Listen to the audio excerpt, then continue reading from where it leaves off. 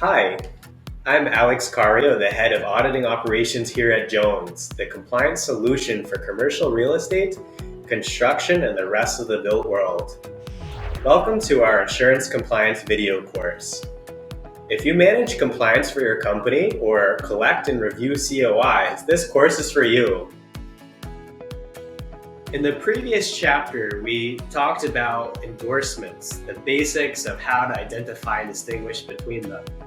In this chapter, we're going to talk about additional insured status and additional insured endorsements, including the differences between them and what purpose they serve. Additional insureds are entities other than the policyholder who are entitled to coverage under an insurance policy. Additional insureds are required to be added to an insurance policy when vendors enter new buildings or properties or when tenants lease new spaces in order to protect the property manager and the landlord. It's a way to de-risk the transaction.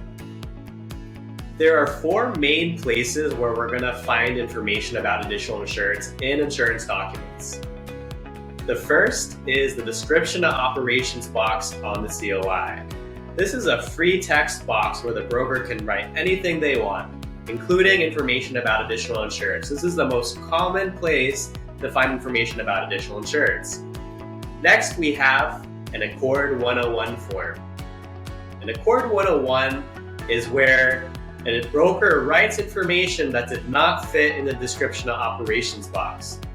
Because there's limited space, it's sometimes necessary to append an extra page where the broker can write in more details. And this is where we'll also find information about additional insureds. We also have a checkbox on an Accord 25 COI, where it is checked off if the additional insured status applies to each policy. If you see a checkbox checked off in this column, you know that the additional insured status applies to these policies. Next, and lastly, we have additional insured endorsements. Additional insured endorsements are separate documents that amend an insurance policy to add additional insureds. In the previous episode, we had touched on briefly the difference between blanket and schedule endorsements. I want to review this real quick because it's very relevant for additional insured endorsements. Sometimes schedule endorsements are required, which means that the endorsement must list the additional insureds in the schedule. It's a designated box that tells you who is an additional insured. More commonly, we see blanket endorsements. Blanket endorsements provide additional insured status to any person or organization that meets a certain description. For example, to managers or lessors. Or a very common phrase we will see on blanket additional insured endorsements is any person or entity as required per written contract.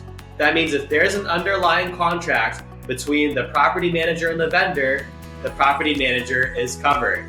If there's an underlying contract between the landlord and the vendor, the landlord is covered.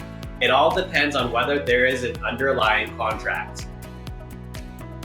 There are two main types of additional insured coverage that we see in endorsements. Additional insured coverage for ongoing operations and additional insured coverage for completed operations. We can talk about what those mean individually because these are very common questions we get from our customers. Completed operations refers to the scenario where a vendor comes on premises, completes the job, and later on, after the vendor is off premises and the job is done, an accident happens as a result of the vendor's work. This is completed operations. There's a very well-recognized code, CG 2037, that covers additional insured status for completed operations.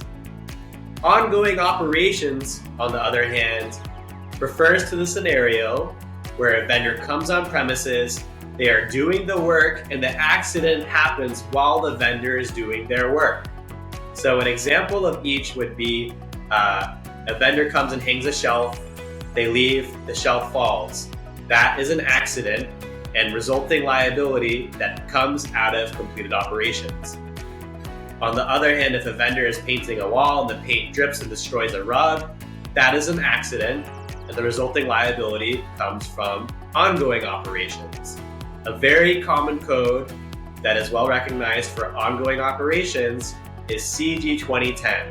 If I see this in the corner of the page, I know the endorsement is about additional insured status covering ongoing operations.